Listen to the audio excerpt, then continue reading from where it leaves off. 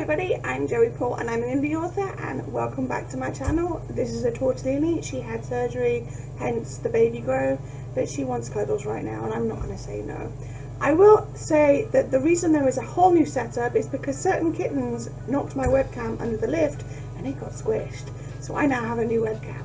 So yes, but they're cute, so we forgive them.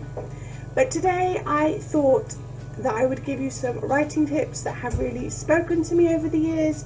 Even if there are some that don't apply to you, it gives you something to think about and a sneak peek at my process. Number 1, remember to rest. Writing will wait. This was given to me by a friend, and it's true. So many people get their write everyday advice, and it's just not something that's easy to do long term.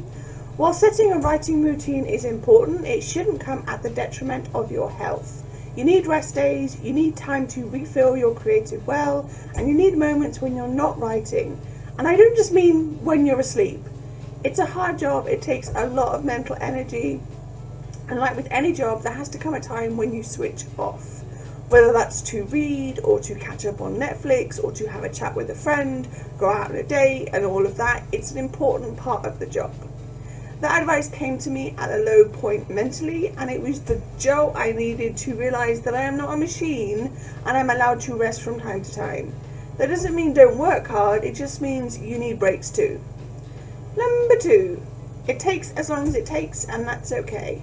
You've all heard me say this or heard me talk about this, but I thought I would give you a bit of a background as to why it's basically my mantra. Several years ago, I was talking to a good friend, Kim. Yes, she's also one of my editors. But back then, she wasn't. She was just getting started in that field, and I was struggling with writing and uni and all the rest. I was down and out because I couldn't write like I used to, and I worried that it would take me too long to finish. She naturally asked what the rush was all about, and I was like, I just want to get to the end now. At which point she said, Joey, it takes as long as it takes, and that's okay. And like I've said before, these words just spoke to me, and it's completely true. Whether you're just starting or you have been in this field for a long time, you all know that there's this urge to get everything done right now. And 90% of the time, that's just not possible. Things will take time, life will slow you down, and this piece of advice just really hammered that home.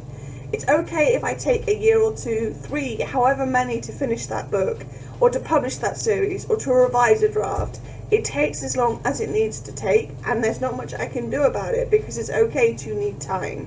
So yeah, this has to be one of the top pieces of advice I've ever gotten, and I embrace it daily. Number 3, put distance between the first draft and the subsequent ones.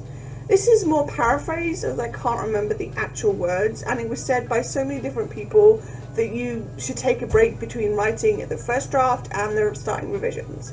Now, of course, that's up to you. Personally, I need that break and that distance.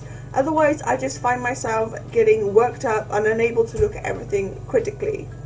Usually by the time it's sat for a while, I've forgotten the story, and this enables me to come back to it with somewhat fresh eyes and take it to pieces, and so that it all works. I've always said that revision is not a process that I like, but I am getting better at it the more I do it. I do find myself fixing more errors so that by the time Kim sees it, it's less of a problem and more polished. But I will always need that distance between the first draft and the revision process. Other people might not, but for me, it's imperative to be able to go into revisions with a clearer idea of where I want the story to go. Number 4, if you're bored writing it, the readers will be bored reading. This is another one that I've heard said in many different ways, and I find it's true for me.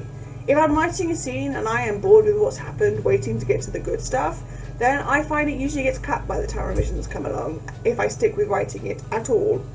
If you're writing a scene and you can't get excited about it, to a point, obviously some scenes will be more exciting than others, but if you're writing it and you find yourself not caring, then that's a sign that maybe this scene doesn't need to be there. It's one of the reasons why I won't write certain genres. They just don't appeal to me. My ideas may take me around the edge, but I'm never going to want to write them. I mean, never say never completely, like epic fantasy, but I don't enjoy it much as a genre, and while I have written urban fantasy, I couldn't see myself doing epic. It just does not appeal to me at all as a reader or as a writer, and that's okay. I can play in my sandbox, and other writers can play in theirs, and everybody's happy. Number 5. Work to your speed, not everybody else's. This is similar to number 2, but it's also different as well. I took it to mean that not only should you not be trying to write to someone else's pace, but also that you shouldn't be comparing your process to everybody else's. Every writer works differently, so even people who plan and outline work very differently from writer to writer. And that's what makes it fun, you know? Getting to see how everyone approaches this amazing thing called writing, but just like you shouldn't be comparing their writing process to yours. You shouldn't be looking at their pace either. I write pretty fast. I have a big backlog of books waiting to be published, but I'm not looking at another author who drafts in a week and thinking I should be doing that. And the same applies to any writer. I know the comparison game can sometimes get a bit much, but especially now you need to be aware that your pace is yours, your process is yours, and it's okay if that's completely different to every other writer you know. At the end of the day, we're all writing books, and that's pretty damn amazing. So yes, those are the top 5 pieces of writing advice I've had, and those are the pieces that I wanted to really share with you guys, and just, you know, cuddle a kitten while I did it. So what's one piece of writing advice that you've had that's really stuck with you? Let me know in the comments down below.